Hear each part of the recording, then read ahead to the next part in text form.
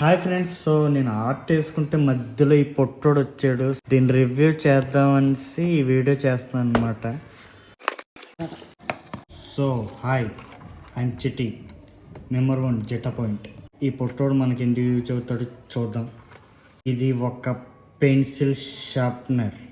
So ముందుగా ఈ పెన్సిల్ని ఈ పొట్టలో ఇలా ప్రెస్ చేస్తే మళ్ళీ ఇది రివర్స్లో తిప్పితే పెన్సిల్ అనేది ఇలా బయటకు వచ్చేస్తుంది. వావ్, చాలా స్మూత్గా షార్ప్ చేసాడు, సూపర్. సో ఇందులో డస్ట్ ఉంటుంది కదా, సో ఈ డస్ట్ని మనం ఇలా లాగితే సో ఇలా ఉంటుంది అనమాట.